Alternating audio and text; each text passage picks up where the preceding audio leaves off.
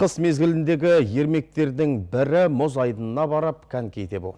Павлодарда ашық аспан астындағы 26 мұз айдыны қолданысқа берілді. Халық көп шоғырланған көшелер мен мектеп аулаларын ашылды. Қыс қаһарына мінсе де конькилерін арқалап мұз айдынына ағала келетін қала тұрғындарының қарасы көп. Қазір қалада жұртшылық жаппай тебетін 26 мұз айдыны қолданысқа берілді. Бұл үшін 2 трактор және 2 су тасушы көлік жұмылдырылды. 20 жұмыскер бір ай бойы тынымсыз еңбек етті. Мұз айдынын құю үшін әрине көп уақыт кетеді. Өйткені мұздың қалыңдығын көтеру үшін бірден құюға қатпайды. Бір жұмадан аса 2 жұмаға шейін уақыт кетеді.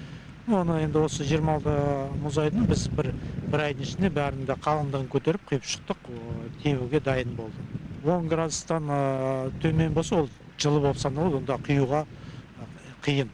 Біз енді ауа райының температурасы 20 градус болғанда сол. Көбінде біз түнде құйдық, өйткені түнде аяз көбірек, төменірек болады, сонда жақсы қатады. Жұртшылықты толғандыратын сұрақтың бірі тегін коньки алу мүмкіндігі. Осы орайда қаладағы бірнеше мұз айдынында конькиді тегін беру жағдайлары жасалған. Ертіс жағалауындағы мұз айдынында бір әдейілеп қойып, қазір беріп отырмыз, жалға бергенде тегін беріледі. Оғанда біз өзіміздің 1-2 жұмыскерді мына жұмыстан бөліп, сонда қойдық.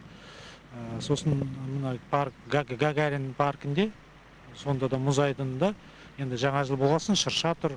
Онда да бір киоск қойып, сонда 1-2 кісімізді соған бөліп қойдық, уақытша коньки беруге. Жалға бермейді, енді тегін беріледі. Коньки тебудің пайдасы орасан зор. Бұлшық еттерді созып, жаттықтырады. Ми жұмысын жақсартып, дене шымырлануына септігін тигізеді, дейді мамандар. Мұз айдындары қараша айының ортасынан наурыз айының соңына дейін қызмет көрсетеді. Ахмаржан Қалымбек, Алексей Михедов, Ертіс ақпарат.